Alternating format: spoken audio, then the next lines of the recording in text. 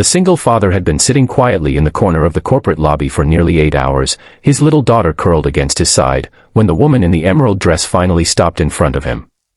She looked at his worn jacket, his old leather portfolio, and the child holding his arm, then turned away as if they were invisible.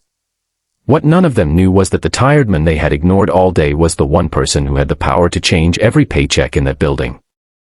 If you believe kindness, compassion, and second chances can change someone's life, please like this video, share it with someone who needs to hear this message, and subscribe to Echoes of Kindness for more emotional stories that remind us never to judge a person by appearances. Daniel had arrived at the headquarters of Sterling Holdings just after 8 in the morning. He wore his cleanest shirt, a faded navy jacket, and the only pair of dress shoes he owned. Beside him was his 7-year-old daughter, Lily, clutching a small stuffed rabbit and trying to hide how nervous she felt. Daniel had been told to wait in the lobby for a meeting that could determine whether he would finally be able to rebuild their lives. After his wife had passed away 2 years earlier, he had worked every job he could find, often sleeping only a few hours before getting Lily ready for school. He had never complained. He simply kept moving because there was a little girl depending on him.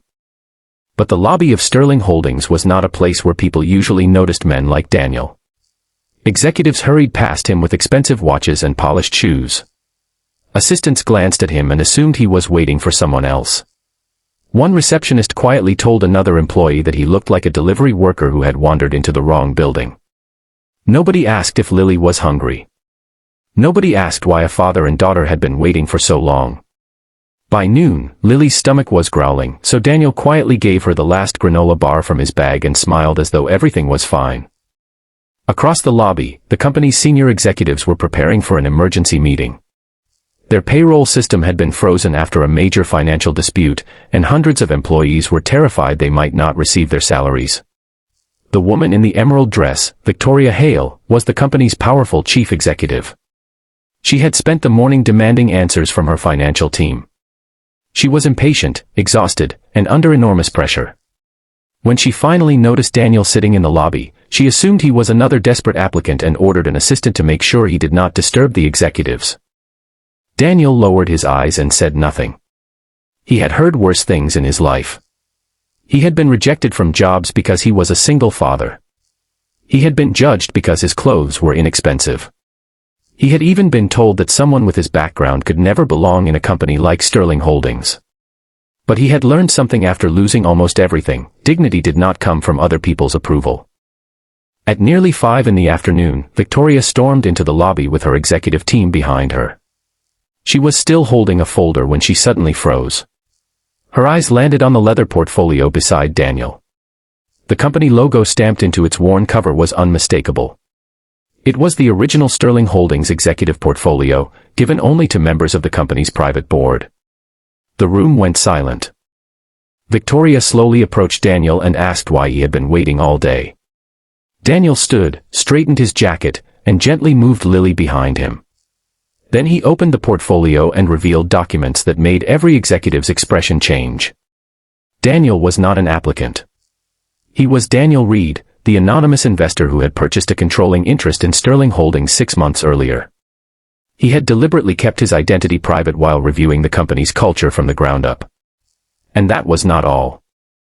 The payroll crisis that had terrified the employees was not caused by Daniel. It had been created by executives who had moved company funds into private accounts while blaming the accounting department. Daniel had discovered everything.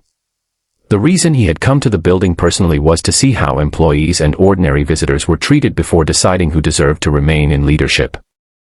Victoria looked around the lobby at the people who had ignored him all day. The receptionist who had dismissed him lowered her head. The executives who had walked past Lily without a second glance suddenly looked frightened. Daniel could have fired them all. He had every legal right to do it.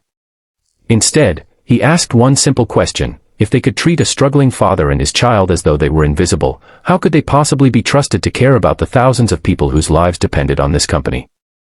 Daniel ordered an independent investigation, protected the honest employees, and ensured every worker received their delayed paycheck.